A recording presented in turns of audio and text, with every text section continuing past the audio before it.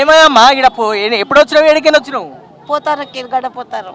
ఏంది సమస్య? ఏంది? భూమి అంతా గుంజుకురు సార్, పోలీసులు వచ్చి మొత్తం కంది పుంటిత్తులు మొత్తం కోసి కుప్ప పెట్టుకుని దులుపుకుంటామని అంత చిత్తపోతు వేసేసిర్రు, అంత ఉలిపేసిర్రు, చెట్లు వీకేసిర్రు, రూమ్ కడితే రూమ్ వీకేసిర్రు, కరెంటు బిల్లు మీటర్ పెట్టుకుంటే మీటర్ వీకేసిర్రు, అంత వీకేసి చుట్టుముట్టు సాఫ్ చేసిర్రు. రాత్రి కడీలు వేసేసిర్రు, అన్న టెంట్ వేసుకుర్రు, అన్ననే ఉంటుర్రు. ఇప్పుడు మేము ఏం చేసుకొని బతకాలి? ఈ కట్టెలు పట్టుకొని చెప్పు. ఒకళ్ళొకరు నూకుతా ఆడవాడ్డం పోలీసు వాళ్ళు వచ్చి నూకుతుంటే ఎల్లూరు ముండలాలు ఎల్లూరు అని లేడీస్ పోలీసు వచ్చింది, జెంట్స్ పోలీసు వచ్చింది. మేము ఎట్లా బతకాలి సార్? ఇప్పుడు నీ భూమి పంచాయతీ అధికారులకు పెద్ద మనుషులకు ఎవరికి చెప్పలేను. అందరికి దొంగతనాన్ని వచ్చి వాళ్ళు మూడే రోజులు ఎవరికి చెప్పలేరు. మాకు నోటీస్ కూడా పంపుతారు కదా, నోటీసులు పంపలేరు, ఇంత కాగితం ముక్క కూడా పంపలేరు. ఇంత దొంగతనాన్ని వచ్చి దౌడి చేసి న్యాయమేనా బిడ్డ చెప్పురు? మీరు కట్ట పట్టుకోవడానికి రావాలని మాకు సోక.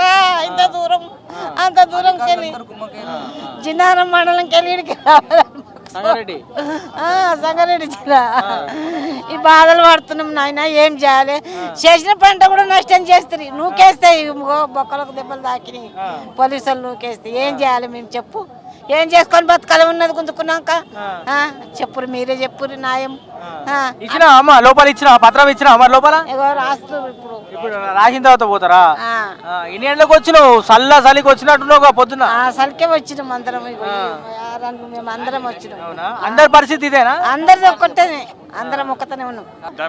ధరణి ఒకటి క్రియేట్ చేసి, ధరణిలో మా సొంత ల్యాండ్ 60 ఏళ్ల నుండి వస్తున్న ల్యాండ్, మాకు దిక్కు దేశ అదే, దాన్ని తీసుకుపోయి ఇది ఫారెస్ట్ కింద సర్వేలో వేసి పడేసిళ్ళు. ఎలాంటి ఎంక్వైరీ చేయకుండా దాన్ని బయటికి తీయడానికి ఫారెస్ట్ వాళ్ళకి రెవెన్యూ వాళ్ళకు రికార్డులో మేము అప్లికేషన్ పెడితే వాళ్ళు జాయింట్ సర్వే చేసి మా భూమి అనేది తేల్చిళ్ళు. అది కలెక్టర్, మహబూబాద్ కలెక్టర్ శశాంక్ గారు అప్రూవల్ ఇచ్చిళ్ళు. మాకు ఇచ్చి కూడా ఇప్పుడు నెల 15 2 నెలలు అవుతుంది. దానికి ఇంతవరకు ఎలాంటి రెస్పాన్స్ లేదు. మాకు పాస్బుక్లు రాలే. మా తోటలోకి వెళ్ళి థర్డ్ లైన్ పోతుంది, ఏది రైల్వేది. ఇక్కడ ఏంటంటే అన్న, మా నిజాంపేటలో మాకు వచ్చేసి 101 సర్వే నెంబర్లో మాకు అప్పుడు కాంగ్రెస్ ప్రభుత్వం ఇచ్చిన 60 గజాల ప్లాట్లు ఉన్నాయన్న. దాంట్లో ఇప్పుడు ఏంటంటే మాకు గత ఇచ్చిన పట్టాలు మా దగ్గర ఉన్నాయి. ఉన్న తర్వాత కూడా ఇప్పుడున్న ప్రభుత్వం ఉన్న మన టీఆర్ఎస్ లీడర్లు ఉంటారు కదా, మా నిజాంపేటలో వచ్చేసి మున్సిపల్ కార్పొరేషన్ అనమాట. దాంట్లో వచ్చేసి మాకు అక్కడ వచ్చేసి ధనరాజ్ యాదవ్ అని చెప్పేసి డిప్యూటీ మేయర్ అనమాట. Deputy mayor Dhanraj Yadav. అక్కడ వచ్చేసి 8th వార్డు వచ్చేసి సురేష్ రెడ్డి వార్డు కార్పొరేటర్ అనమాట. వీళ్ళు ఏం చేశారని ఇద్దరు కలిసేసి మాకు ఏదైతే పట్టాలు ఇచ్చారో ఆ ల్యాండ్ మాకు ముందు చూపించారనమాట. చూపించిన ల్యాండ్ ఏదైతే ఉందో అక్కడ వాళ్ళు మాకు కబ్జాలు చేసి దాంట్లో కన్స్ట్రక్షన్ చేయబడింది. మేము అక్కడికి వెళ్ళి మా పట్టాలు చూపించి మాకు ఇక్కడ మా పట్టాలు ఇచ్చారు అప్పుడు కాంగ్రెస్ ప్రభుత్వం అని చెప్పేసి చెప్తే ఇది మీది కాదు అని చెప్పేసి వాళ్ళు కబ్జాలో కూర్చొని వాళ్ళు కన్స్ట్రక్షన్ చేయబడుతుంది.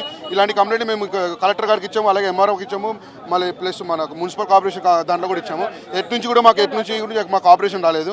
ఇంకోటి ఏంటంటే అక్కడ వచ్చేసి మనకి ఇప్పుడు ఏంటంటే మనం వెళ్ళి వాళ్ళతో డైరెక్ట్ మాట్లాడిన వాళ్ళు చెప్పినా కానీ వాళ్ళకి అధికారం ఉండడం వల్ల వాళ్ళు ఏం చేస్తున్నారంటే ఎంఆర్ఓ కానీ, లేదంటే ఆర్ఐ కానీ, లేదంటే సర్వే కానీ మొత్తం అందరినీ వాళ్ళ కంట్రోల్లో పెట్టుకొని ఫోన్లు చేసి భయపడిచ్చి మా ఇచ్చిన లెటర్లు కానీ మాకు ఏం రెస్పాండ్ రాకుండా మాకు చేస్తున్నారు అనమాట.